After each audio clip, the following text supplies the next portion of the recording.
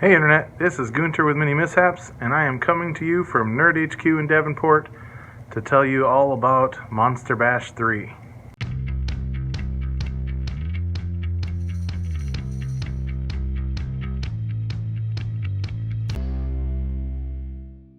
So this is definitely my favorite project of the year, or at least the last two Monster Bashes have been favorites of that time. We absolutely love the work that they do. You might know that at the channel I got my first big project was the first Monster Bash.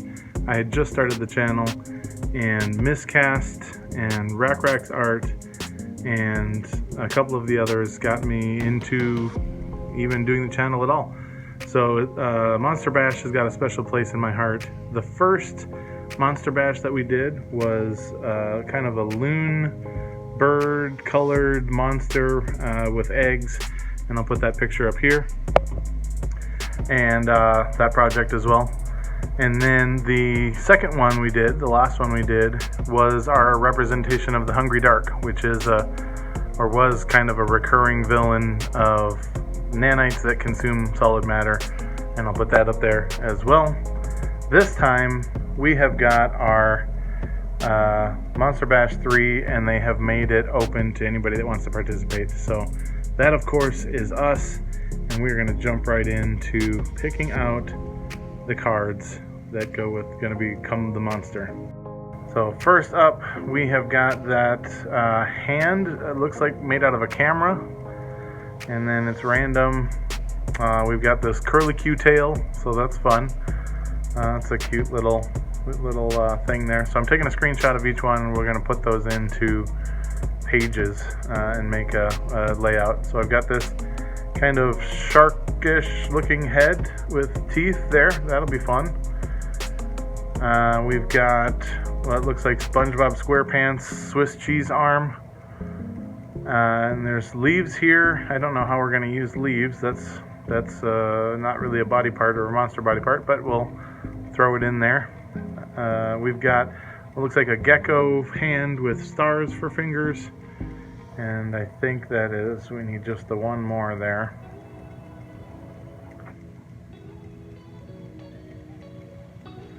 And then we've got this cool spiky looking armor. So we're going to take these 7 parts, and I'm going to put them over in Apple Pages. That's the program that I use to do my designs and layouts for marketing materials, but we're just going to use them for getting kind of a basic rough idea of where we're going to put these parts for the actual kit bash.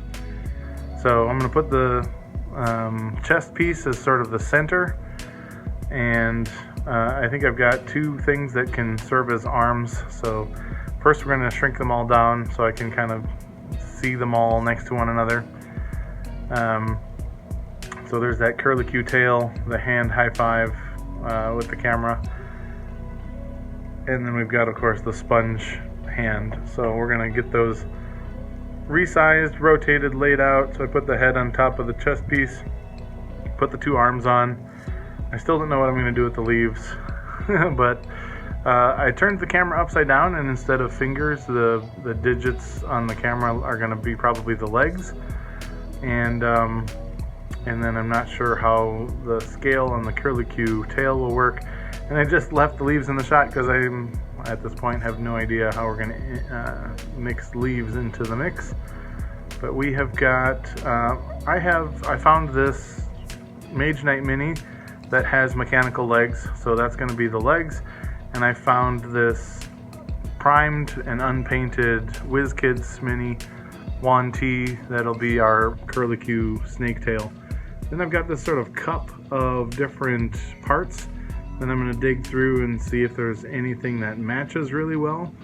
So pretty quickly my eye caught on this unassembled piece here. The armor is an almost exact match, so I'm going to use that as the armor piece. And then I've got this square shield, which actually looks a lot like the front of the camera. So that's going to be our representing the camera. And then I've got this piece of, it was a shovel. Actually, when we made the video for creating Blanca conversion, Blanca from Street Fighter conversion. The Mage Knight Mini that he was when he started had this shovel. That's going to be our shark head. So I'm going to paint it and put the teeth on. There's that square shield that looks like a camera. So that's I think I've got most of my parts here. Now I'm just going to kind of figure out the best way to put them. So I ended up feeling like Alright, so now we're entering the kit bashing part. I'm going to take the torso off of this Mage Knight Mini and just use the legs. I actually think I'm going to also clip the bottoms of the feet and remove the base. We'll do that in a little bit. And then this guy took some work. The WizKids minis have a lot harder plastic than the Mage Knight minis did. So this takes a little finagling here. I will just switch that over to the time lapse. Next up, I'm going to take those legs off of the armor so that it's just the chest piece. So laying these out with the hot glue, I more or less decided that the mechanical parts of the legs that were fingers on the camera in the picture are going to be coming out from the front of the snake part, and the snake part is going to be the main standing part of the body. Next, I've sort of taken that shield and I'm just going to set it, I'm going to glue it, but I'm going to set it up on the top of those legs so it looks most like the camera and the mechanical legs from the picture. And then we went back and so that was for the first round of kit bashing. We went back and found actually a toy frog and a little werewolf, 28mm werewolf. The werewolf's hands, one hand is going to, claw is going to be painted as the Swiss cheese, and the frog has the kind of gecko fingers.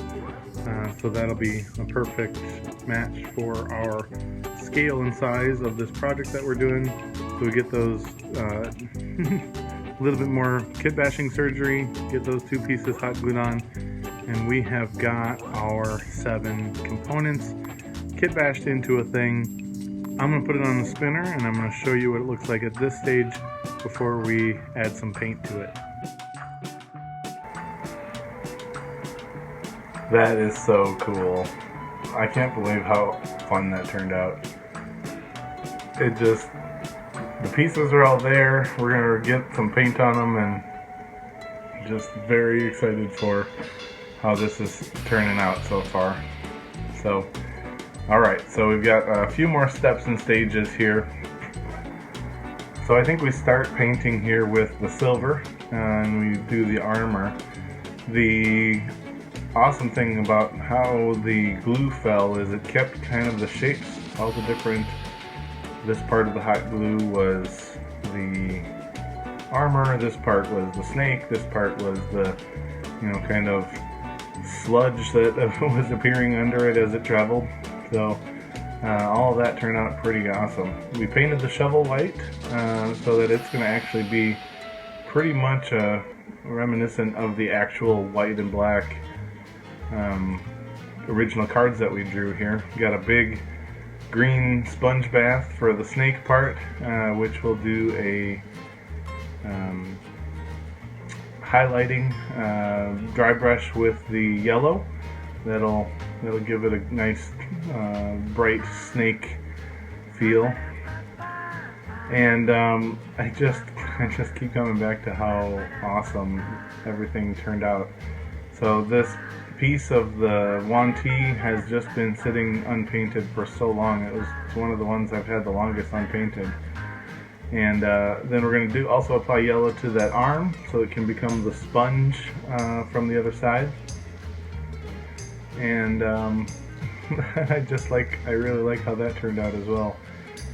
It's very, Frankenstein, very good for this holiday release of Monster Bash 3. So we touched up and reapplied the metal where the paints had overlapped, and then went about detailing the face in. So the two-dimensional cards are designed to be vague enough that you can do your own interpretation. and I had a little bit of a hard time, so we did sort of like a shark with the inverted curve of teeth. So I had picked up these leaves thinking I have no idea what I'm going to do to incorporate leaves into the project, and one of my wise friends, one of my channel mentors over in the Brain Trust, suggested that the leaves become the base. This was about the best idea that could have happened. So, and you know, I love my thermoset plastic, so we'll be mixing up a 2-part plastic here for the base. I've got my 1-inch standard miniature mold there in purple. So I fill the base. I've lanced all the leaves onto one of the stems. So there it is, pull it off, and it's got a perfectly circle 1-inch base of the now set plastic. So we're gonna get them hot glued on there, but just the combination of the leaves and the base and the colors, and then I'll paint the hot glue and the underside of the thermoset plastic orange to match the rest of the leaves, and paint the circle part black so it's even more reminiscent of kind of a standard fantasy miniature that you would get. But this has been an absolute blast of a project. I'm so happy with how it turned out, and it's such a, it feels like we really progressed since our first Monster Bash project and our second Monster Bash project, that we actually sort of created a cohesive creature instead of just hot gluing until it had all the parts that it needed. So I'm very excited to have this probably make an appearance in the Key Swallow Jungle in the game. But here it is on the spinner, our final projects. Thank you so much for supporting us. Check out the Monster Bash 3 playlist. Heck, check out the Monster Bash 2 and 1 playlists. But a lot of amazing artists are doing the project. Plus, they opened it up, so you'll probably see a bunch of new people doing projects. Definitely check those out. It is a whole world of amazing things that they're doing, just those decks of cards of monster parts. So thank you again to the folks that put this on. Thank you again to Miscast for setting this up, and for Rackrex Art turning me on to Monster Bash in the very first place. This has been an awesome adventure, and it largely got its start thanks to you guys. So go check out those other channels, and we'll see you guys in the next video. Thanks, Internet.